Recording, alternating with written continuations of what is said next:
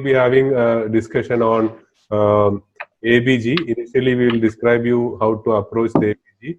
Then later on, we will go with the case scenarios, and during that, we'll discuss. So over to Dr. Saneesh. So the road is there, the destination is there, and this is the message: keep calm. It's not a big deal. Okay. Basically, it's about picking up some clues and fitting it into a proper diagnosis. Nothing much. Okay, once you look at the ABG report, this is a prototype ABG report. Initially, you read through the demographic details, time, etc. You can find some measured values. Okay, so this is a trick. So basically, the ABG machine is measuring three parameters: pH, partial pressure of CO2, and partial pressure of O2. And then remaining values are actually calculated data. Of course, we need to enter a bit of data like temperature, which basically applies more to cardiac anesthesia and all. Hemoglobin, FiO2. So these are the entered data. While entering the data, we'll enter these data along with the patient ID, time and all. Okay. So these are the measured ones: pH, PCO2, PO2. Yeah, can I just interrupt, sir? So one thing you have to always keep in mind is this enter data. This FiO2 you have to always enter when you are doing an ABG. So without FiO2, you may not be able to interpret the ABG properly. The same way, if you are taking an ABG for a ventilated patient, always mention what is the minute ventilation and the PEEP. So you need PEEP, minute ventilation, and FiO2. So you may be able to enter only FiO2 into the machine, and other things you will have to note down in the paper. Okay? Yeah. Okay. Fine. So this is a broad outline. We have some demographic data, entered data, measured data, and calculated data. So there was some discussion on whether temperature correction is required and whether it is just a spin-off of microprocessor capability. So there is literature saying that there is no scientific basis because most of the values we know or calculate are corrected to 37 degrees, measured at 37 degrees Celsius. So calculated data depends on your machine. So when the machine has cartridges to sense pH and PCO2, we can get all these values. You can find that the blue ones are derived ones from the values from this area. Okay, we'll get actual bicarb, which is the calculated one, and standard bicarb. When we equate this with the standard PCO2 of 40, again base excess in the blood, base excess in the ECF, different calculations, but we need not burn our head learning all these calculations because these values are given in the ABG report.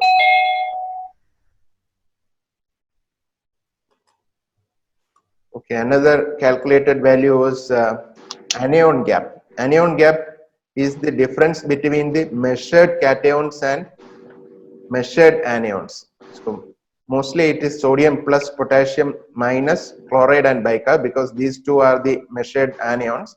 And most of the calculations we take only sodium.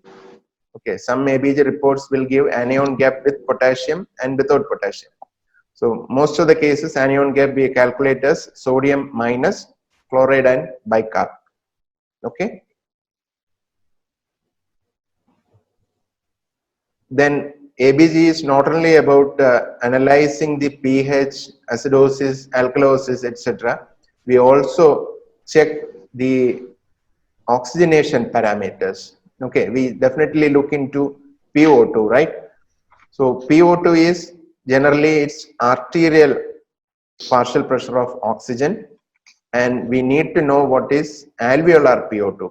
Alveolar PO2 is the oxygen, partial pressure of oxygen inside the alveolus, and there will be a gradient between the alveolus and the arterial oxygen tension because only with the gradient there will be some gradient. Physiologically it will be something around 5. and if the gradient is more, there is some problem with the gas transport or gas exchange.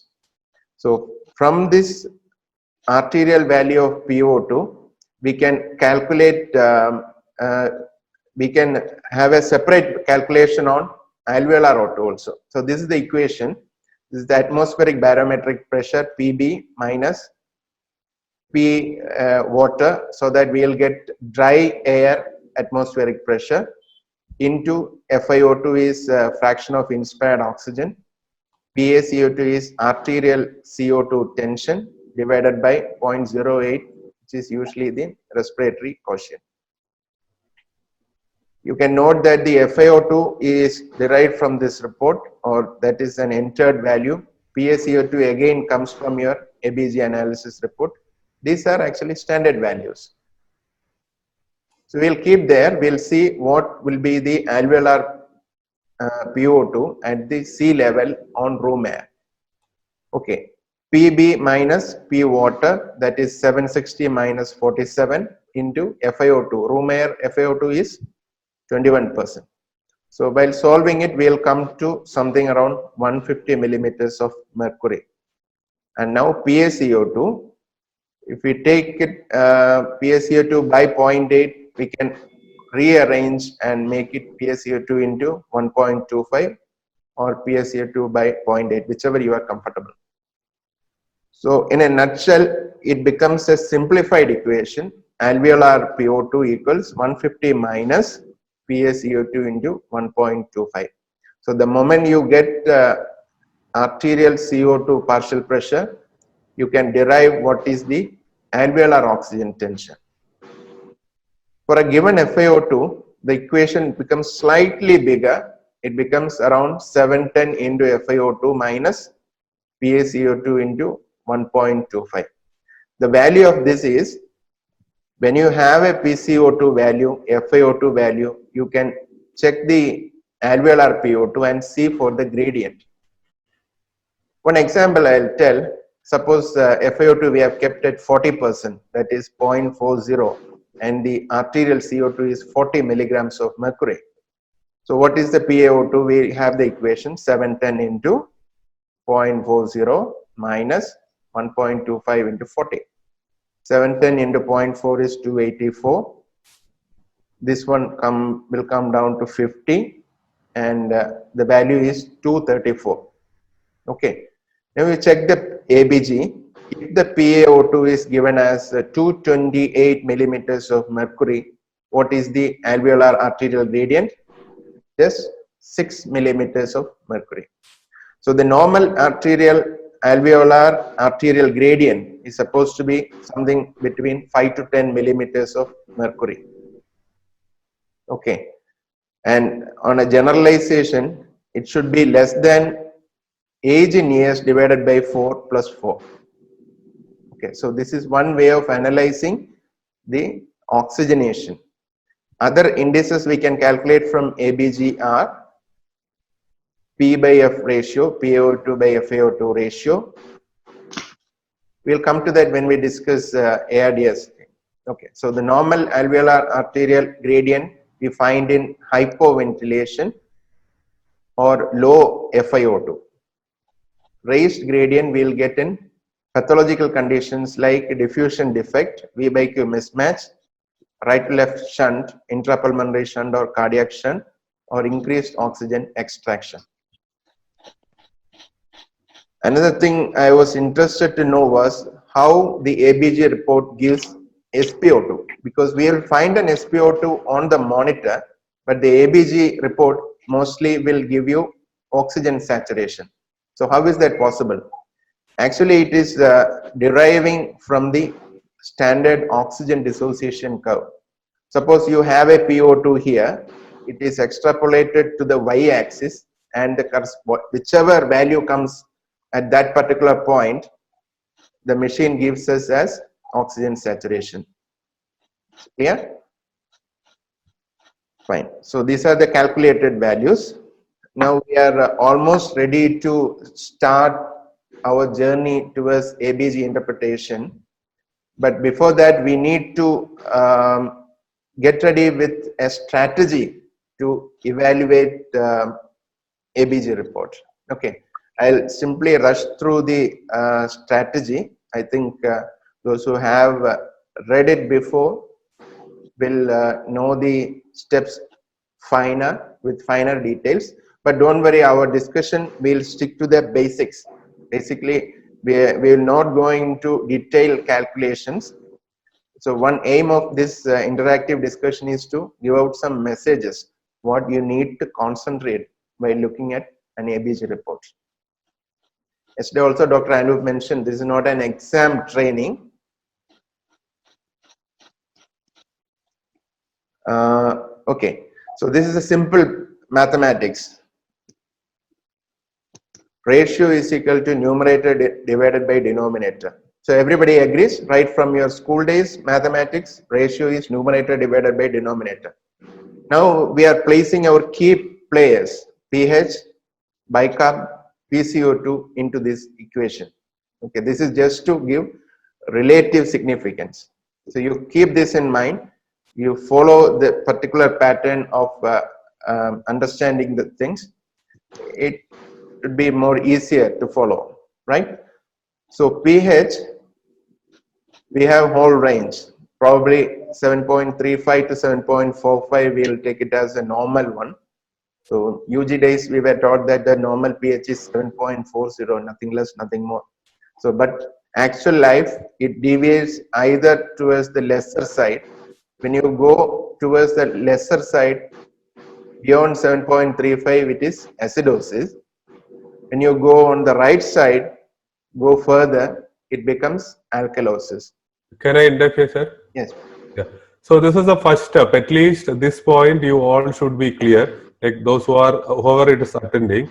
So normally we can take the pH is between 7.35 to 7.45. Okay. So when it is pH is low, so acidosis means the pH will be less. Alkalosis means the pH will be more. Okay, the basic. So when the pH is less than 7.35, that you call it as acidosis. Okay. When it is more than 7.45, it is alkalosis. So the first thing you have to look at an ABG is looking at pH. You should be able to say whether the patient is acidotic, normal, or alkalotic. Okay. So if between 7.35 to 45, it is normal. Less than 7.35 is acidosis, and more than 7.45 is alkalosis. Okay. So now we have placed this as a ratio, right? So whenever the ratio increases, the numerator increases or denominator decreases. Hope you agree.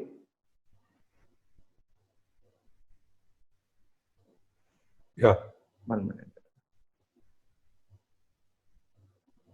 Any issues? Actually, No. Okay, fine. So when pH goes to left side, pH reduces. So either the denominator increases or numerator decreases. So clear? For a ratio to decrease, the denominator, the lower part, should increase, or numerator, the factor on the upper half, should decrease. Clear? We usually give more importance to PCO2. So normal value for our discussion, we will take it as 40. Okay. Bicarb, we take it as 24. There is a small range, but you forget about it. So when the PCO2 goes to 60s, 70s, 80s, pH comes down. Similarly, when the bicarb from 24 comes down, again pH reduces. We will go to acidosis side. Can I, sir, 1 minute? Yeah. So basically, the same here again. After your first step, you want to know, like, suppose if there is an acidosis, you want to know whether it is a metabolic or a respiratory. So both ways you can have. So either it can be a PCO2 raise or can be a bicarb reduction. Okay.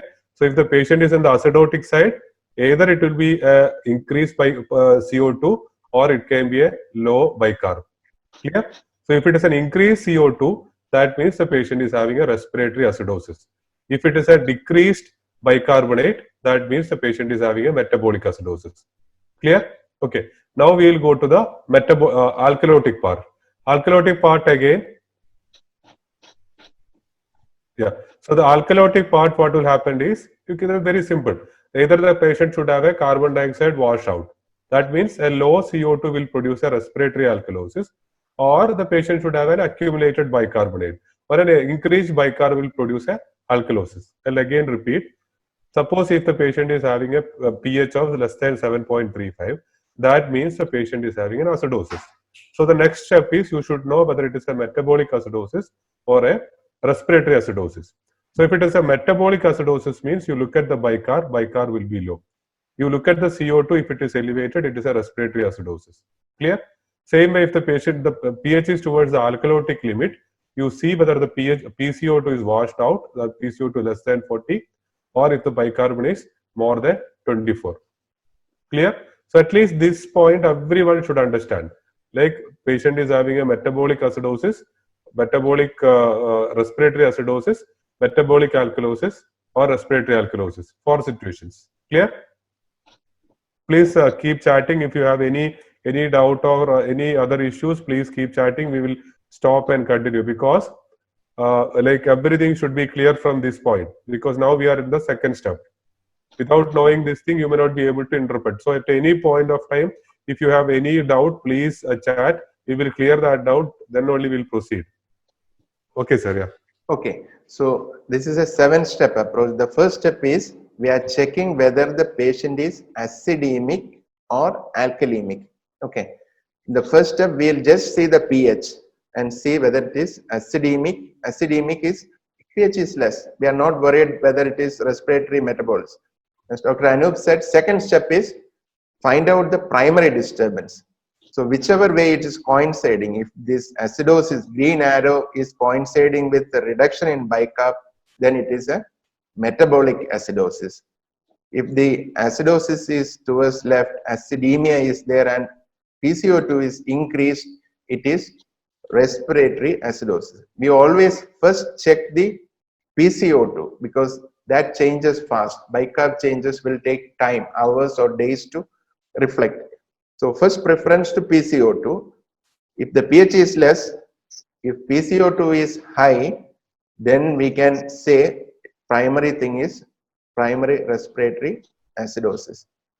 If PCO2 change is not in line with our acidosis or pH trend, then you look at the bicarb. If bicarb is reduced, then our primary cause is metabolic. Hope it is clear. So now we will call it as acidosis or alkalosis. First step, we are just checking whether it is acidemia or alkalemia. Okay, fine. So 2 steps. First, look at the pH, acidemic or alkalemic. Second, find out who is the key culprit or primary disturbance. Okay. Depending on the trend in pH, whichever change is in line with this, you give first preference. That is the primary thing. The other side also will change for compensation only. Suppose we get respiratory acidosis. Next thing is to find out whether there is an acute change or chronic change. One more thing is ABG interpretation comes with the clinical history. Okay, so from clinical history you will get lot of clues. A chronic obstructive pulmonary disease patient, COPD patient, chronic bronchitis patient coming in exacerbation. So you know there is a very chance that he was having some problem, maybe exacerbation, recent worsening of breathlessness and all will point towards an acute etiology. Okay. Sometimes the etiology may not be very obvious. In those cases, we have to depend on some calculations. We have to check whether the expected change in pH from 7.4 is in accordance with either the equation for acute or chronic. Okay, this is for finer delineation of the pathology, whether it is acute or chronic. So acute respiratory acidosis, you expect a change in pH or reduction in pH of 0.08 into change in PCO2 from 40 divided by 10. Okay. Chronic respiratory acidosis, the expected pH change is less. It's only 0.03 into delta PCO2. Delta PCO2 is how much PCO2 is above the value of 40 divided by 10. Okay, we'll come to know when we are dealing with the first scenario. We'll clear this equation. Ranu, we want to. Yeah. And so please note down all the steps. Okay. So your approach should be, when we are just like the chest X-ray we told or the ultrasound we told, this also is a step-by-step approach. So please note down, take a paper and note down. We'll give you the materials later, don't worry. But to interpret, please note down, these are the steps. So when you are interpreting, it should be step 1, step 2, step 3, like that. Okay. So now we are in the step 3. So here you have to, this is a, like every 10 in PCO2 rise, the pH will be reducing by 0.08. Okay. So this is an acute, or if it is a chronic, for every 10 it will be 0.03 only. So once you make it as a respiratory acidosis, you see the pH change, whether it is an acute or chronic, depending on the observation you are making. Okay. So 0.08 per 10, that means if the PCO2 is going from 45 to 40 to 50, the pH should reduce from 7.4 to less than 0.08 from 7.4. Okay. We will explain with the cases. Okay. So next step is, when there is a primary respiratory issue, the metabolic compensation will be mostly done by kidneys. Okay, renal compensation or metabolic compensation. For that, we have some rules of thumb. So these are the ones. So for acute respiratory acidosis, it is 1/10. Actually, the compensation follows the primary thing. If there is a rise in PCO2, body tries to bring back the pH by rising the bicarb also. So if there is an acidic PCO2, PCO2 is acidic, bicarb you take it as a base. So if the acidic component goes up, base component also should go up. Both are in the same direction for acidosis. Okay. So for every 10 rise in PCO2, bicarb goes up by 1, because it's a fast change. Metabolic thing cannot cope up with the pace of PCO2 building. PCO2 building will occur in a matter of minutes to hours, but bicarb change will take hours or days. Yeah, there are many people are asking about mixed disorders. We will come to that mixed disorders later, and again how to identify the mixed disorders. And again with the example, definitely we'll be explaining with the examples. That is a interactive session where we will give you the case scenarios and we'll make you interpret the ABG with the different examples like mixed acidosis, different types of acidosis, and different clinical scenarios, and how you are going to make changes in your clinical decision. That is the ultimate thing we want. There is no point in interpreting the complicated ABG and saying so many arguments. Ultimately, what you are aiming to do for your patient, and again to improvise your patient management and patient outcome. That is what we are looking at. Okay. Yeah. Yeah, fine. So acute respiratory acidosis. Say for example, somebody is doped or taken some sedative medications. The respiratory rate comes down, CO2 builds up, PCO2 goes up fast. So renal compensation will happen after some time. So what we expect in ABG is bicarb might rise 1 for every 10 rise in PCO2 above 40. But if it is a chronic respiratory acidosis, like what we see in chronic obstructive pulmonary disease and all, it happens over a period of days to weeks to months to years. So there what happens is, for every 10 rise in PCO2, 4 milliequivalents bicarb increases. So that's the expected rise in bicarb, so that the ultimate aim is to bring the pH back to 7.4 or the normal range. Okay. When CO2 gradually builds up, bicarb also gradually builds up to maintain the pH, so that our biochemical metabolic reactions can occur in a physiological pH as much as possible. And now we take another example of a young lady, apprehensive, anxiety, panting, or tachypneic, washing out CO2, rapid washout of PCO2. So every 10 PCO2 washout, the bicarb also should rise or fall. It should fall, because when PCO2 falls or acidic thing falls, base thing also should fall. So when PCO2 is washed out by 10, bicarb should fall by 2. PCO2 wash out by 40, bicarb should come down by 8. So that is the overall idea about this 2 for 10. So what happens in chronic respiratory alkalosis, for every 10 drop in PCO2, bicarb drop will be almost 5. So you keep this in mind. It's very easy to remember: 1 for 10 acute respiratory acidosis, 4 for 10 chronic respiratory acidosis. Respiratory alkalosis side, the drop in bicarb 2 for 10 and 5 for 10. Clear? Okay, we'll take scenarios and we'll mix with the actual values, then you will remember it more.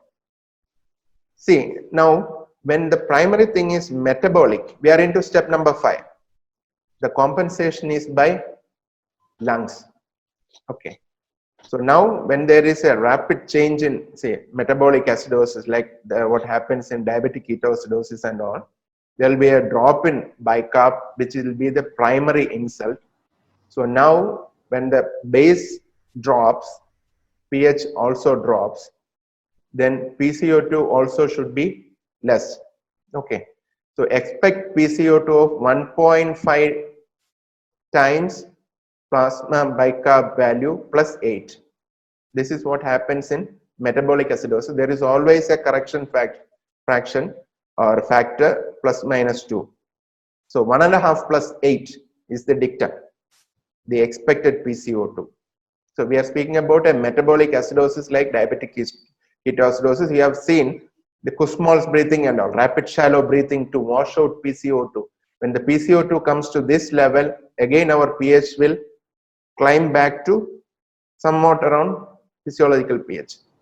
The thing to remember is body will not be able to bring it back to absolutely normal pH, but there will be an attempt to bring the pH back to 7.4. That's all. Because unless you clear the primary pathology, the compensatory mechanisms are bound to fail.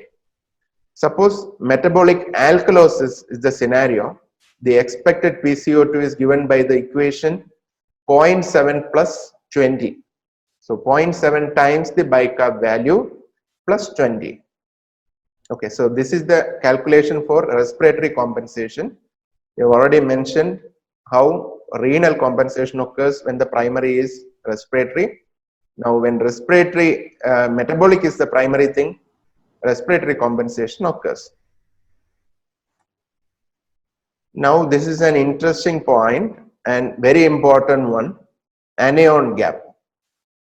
Any of the panelists can explain about anion gap very shortly? Vinand or Purna? Hello, am I audible? Yeah, please, you're audible, please. please. So anion gap means, in short, that this is unmeasured anion. Usually that our cation pool is comprises of sodium, potassium, magnesium and calcium. And in our anion pool comprises of chloride, bicarbonate and some unmeasured anions. So the difference between this unmeasured anions and this measured anions and cations, that is called anion gap. Usually it is normal value is about 10 plus 2. Okay. Okay, fine, thank you. So for anion gap calculation, we will not measure, we will not take in our equation, we will not take into calcium, magnesium and all. So generally, most of the time, either we take sodium and potassium as the measured cations and subtract chloride and bicarb. Okay. So some calculations, we get only sodium value minus chloride plus bicarb. I'll take another 2 minutes on anion gap because this is an important topic. So this is what Dr. Abhinandan was explaining. There are two pools. On the left hand side, you can have the cations, right hand side, the anions. So here for the concept building, we have taken only sodium on the cation side, bicarb and chloride on the anion side. And we have questionable areas here. Okay. These are the unmeasured anions. These are the unmeasured cations. The idea is body is electrically neutral. So how much ever positive ions you have will be balanced by the equal number of negative ions. Only thing is that we are blinded regarding these two zones. Okay. So these are the unmeasured anions. These are the unmeasured cations. And the difference between these two will be the anion gap. Okay. So now how does it help in our interpretation of the metabolic changes? Suppose somebody is having a diarrhea and loss of lot of bicarb ions through stool, and this is getting compensated by the one of the measured anions like chloride. So chloride seeps into this place.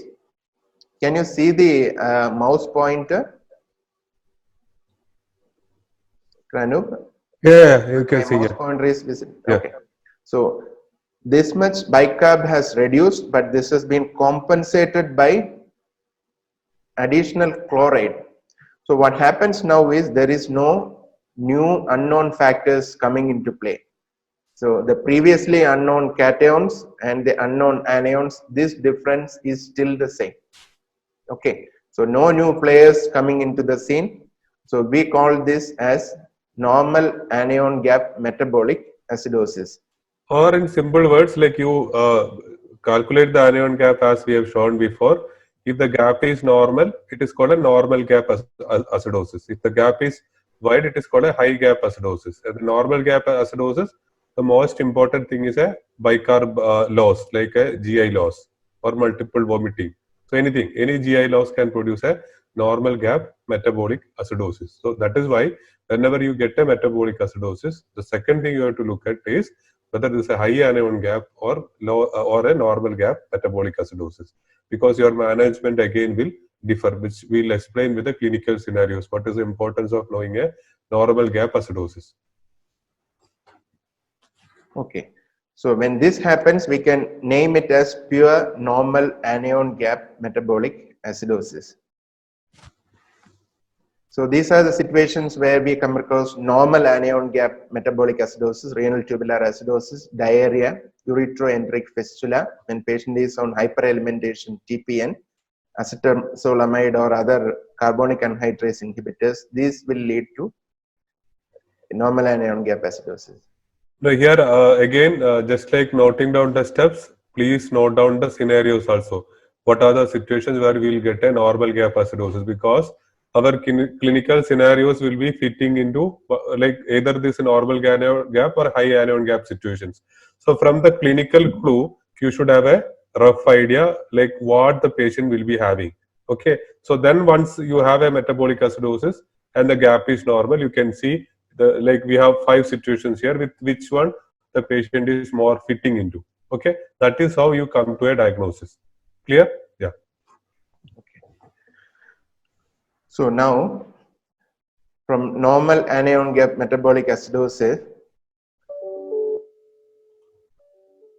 when the bicarb increases, anion gap reduces. So reduced anion gaps mentions that in addition to the metabolic acidosis, there is an element of metabolic alkalosis also, but these are very rare.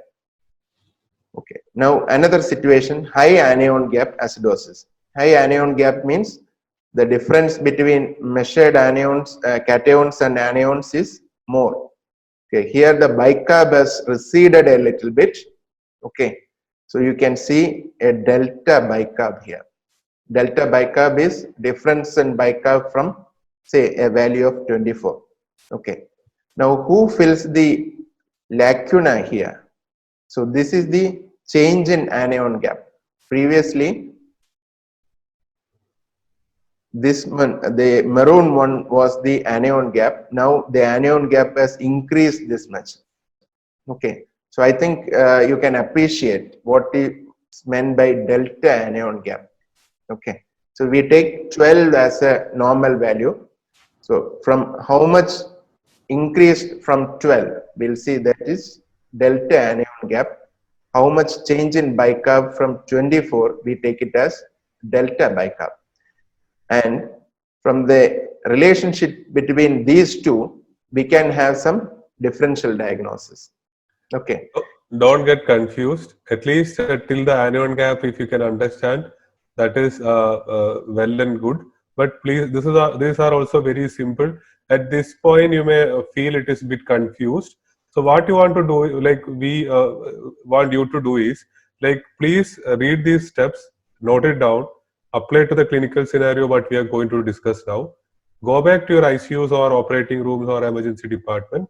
Apply these procedures whenever you come across an like a ABG, just like the way you are interpreting a chest X-ray or an ECG. So these steps, if you are following, you will not miss any abnormalities, and again, definitely you will be able to come to a diagnosis. Okay, so that is the whole idea of knowing this ABG, and ABG is the backbone of a ICU management. And without knowing the ABG, and again how to interpret, and again how to implement that in the clinical practice, that is the most important thing. Okay, yeah. Okay, so here high anion gap, we can see that one more player has come to fill in the lacunae caused by the reduction in the bicarb. It can be diabetic ketoacidosis or lactic acidosis. That will find out from other lab reports. So when there is a high anion gap metabolic acidosis, we need to find out who is the culprit, whether there is any endogenously produced negative ion or any other exogenously given any medications or any poisoning like that. So this is the way you use the anion gap to find come to conclusions. Okay, I'll skip these two slides. Maybe during a case scenario discussion, if it is required, we'll come back to this slide. Okay. So metabolic acidosis with the raised anion gap, these are the differential diagnosis: methanol poisoning, uremia, diabetic ketoacidosis, alcohol or starvation ketoacidosis, propylene glycol ingestion, isoniazid poisoning, lactate or lactic acidosis, ethylene glycol poisoning, salicylate poisoning. So I think the famous mnemonic is MUDPILES, MUDPILES.